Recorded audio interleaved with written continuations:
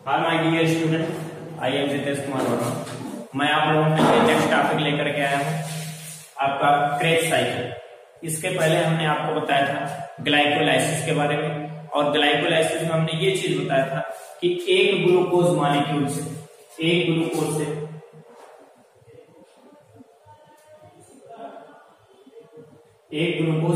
से दो pyruvic acid का फॉर्मेशन हुआ था। दो पायरुविक एसिड का फॉर्मेशन हुआ था या दो पायरुविक एसिड मॉलिक्यूल का फॉर्मेशन हुआ था।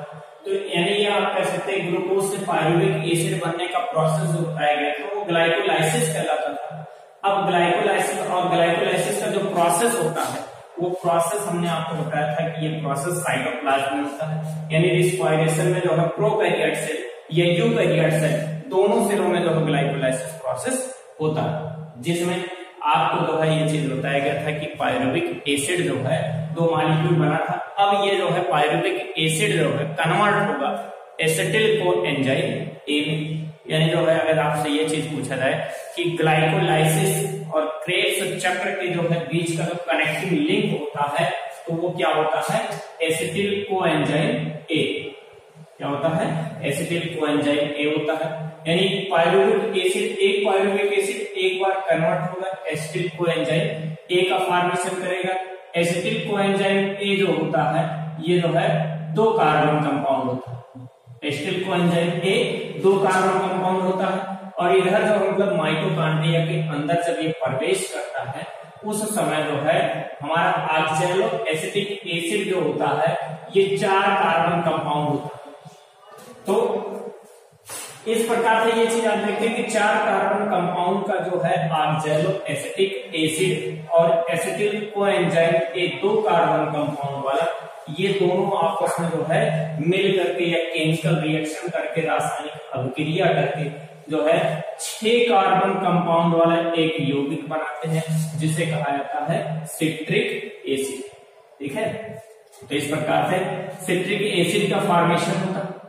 और सिट्रिक एसिड जो है पुनः एंजाइम के पर्जन्स में, ये एंजाइम हमारे माइटोकॉन्ड्रिया के अंदर पर्जन्स होते हैं या माइटोकॉन्ड्रिया के मैट्रिक्स में होता है, तो उस एंजाइम की सहायता से सिस एकोनिटिक एसिड में फॉर्मेशन होता है। यानी इसका जो है निर्माण जो होता है या नया जो मतलब प्रोडक्ट बनता है वो सिस एकोनिटिक एसिड बनता है। और सिस एकोनिटिक एसिड जो है एक हाइड्रोजन मॉलिक्यूल के साथ ऐड करता है, एक हाइड्रोजन मॉलिक्यूल के साथ ऐड करता है और सिस एकोनिटिक एसिड किस चीज का फॉर्मेशन करता है, आइसोसिट्रिक एसिड।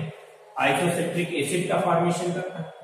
आइसोसिट्रिक एसिड जो होता है ये एंजाइम के पर्जन्स में हाइड्रोजन रिलीज करता है, या जो है आप ये कह सकते हैं कि हाइड्रोजन आयन जो है निकालता है।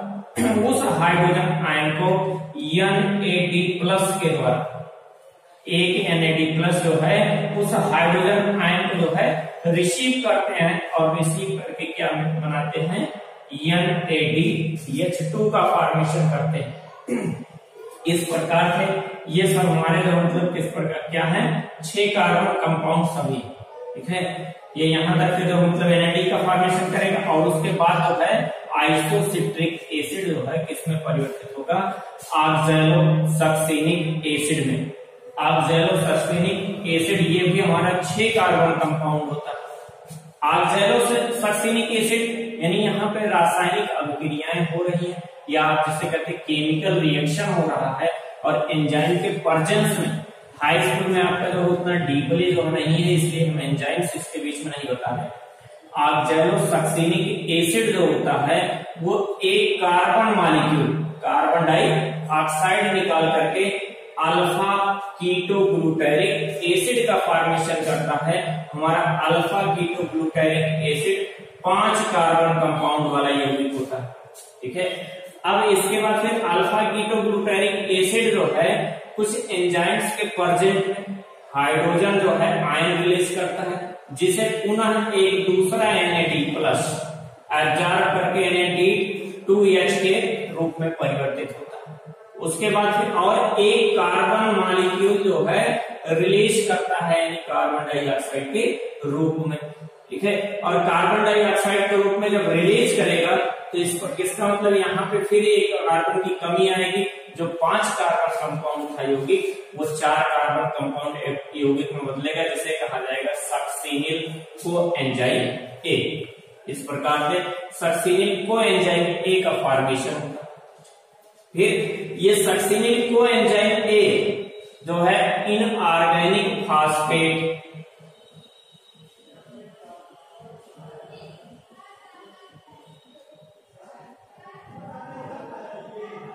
इनऑर्गेनिक फास्फेट या अकार्बनिक जो है फास्फेट ऐड करेगा, ठीक है।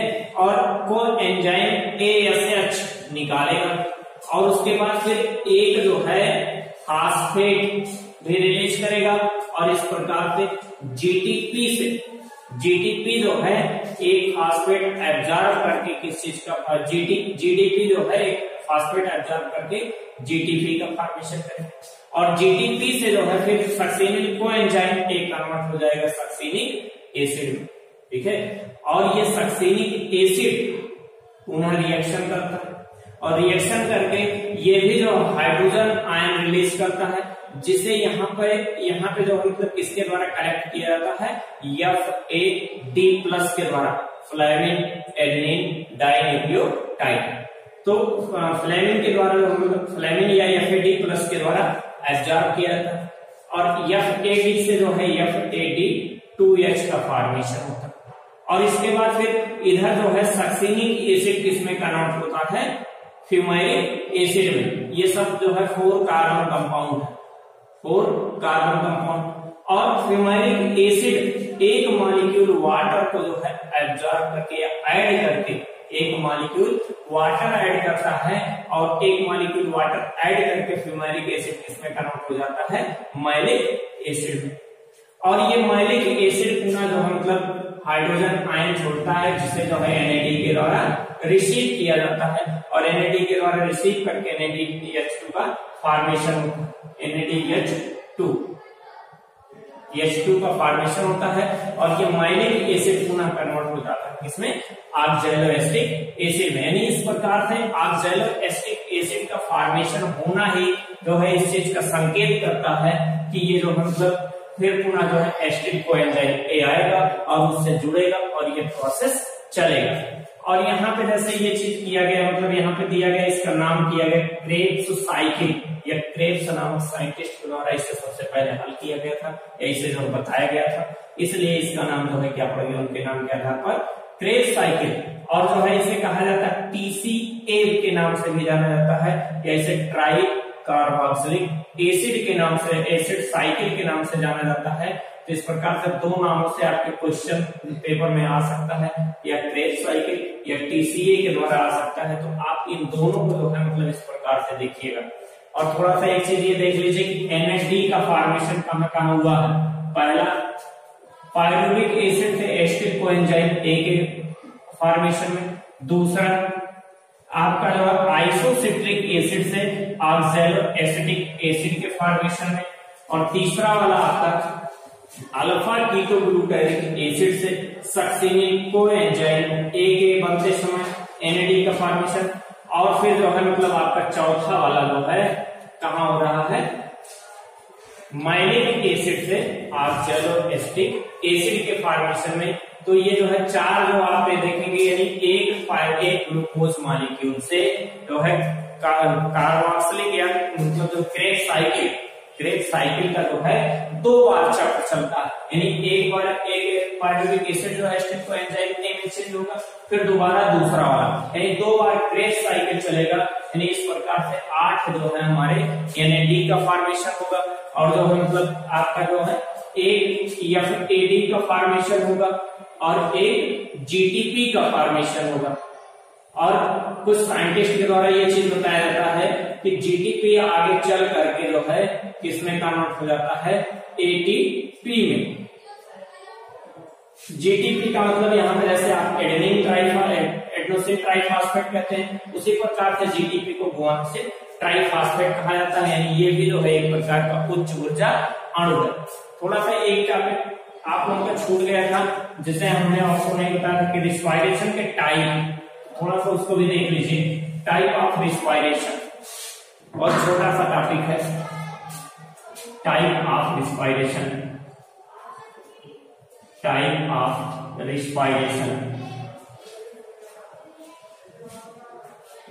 रिस्पायरेशन वैसे आप मतलब ये पढ़ते हैं दो प्रकार के होते हैं, एक वायवीय और दूसरा अवायवीय। पहले हम अवायवीय लिखते हैं, अवायवीय या अनाक्षी या अनाक्षी श्वसन,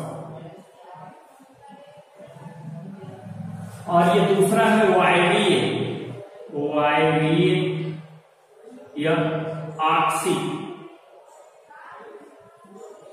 आक्षी श्वसन।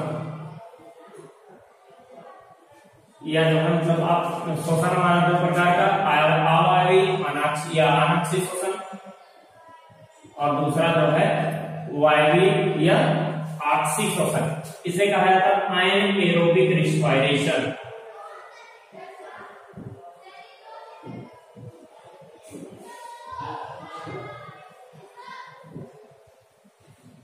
एनाएरोबिक रिस्पायरेशन, और ये होता है एरोबिक रिस्पायरेशन।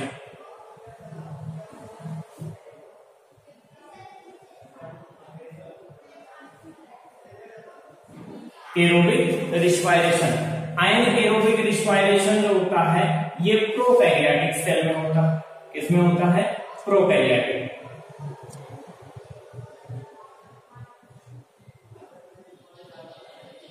क्यों क्यों प्रोकैरियोटिक सेल में होता है? क्यों? क्योंकि यहां पर जो है सेल ऑर्गन जो है अनुपस्थित होते हैं या सेल ऑर्गन्स एब्सेंट होते हैं।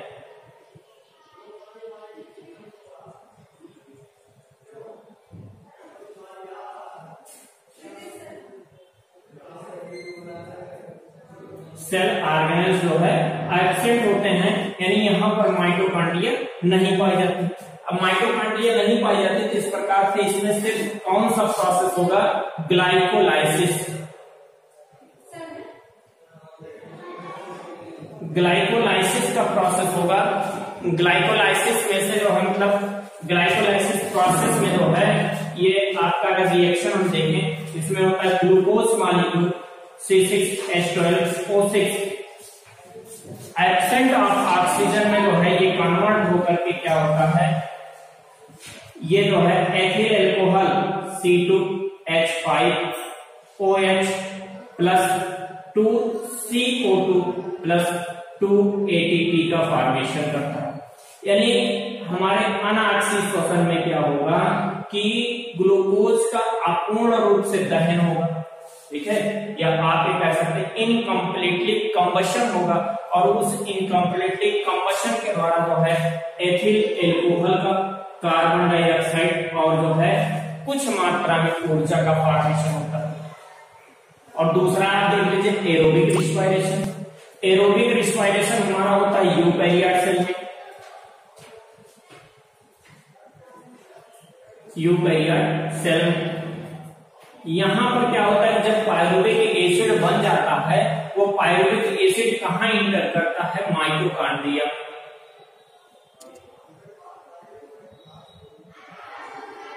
माइटोकॉन्ड्रिया में इंटर करता है, और माइटोकॉन्ड्रिया में इंटर करने के बाद वहां पर यही क्रेब्स साइकिल चलती है, यानी क्रेब्स साइकिल चलती है, और इसका जो रिएक्शन दिया जाएगा वो टोटल जो हम रिएक्शन यहाँ लिख दे रहे हैं, इसका रिएक्शन दिया जाएगा कि ये ग्लूकोज जो है C6H12O6 प्लस 6O2, यानी जो है ये ऑक्सीजन की उपस्थिति में, ये ऑक्सीजन श्वसन वाला है, ऑक्सीजन श्वसन या एरोबिक रिस्पायरेशन, ये जो है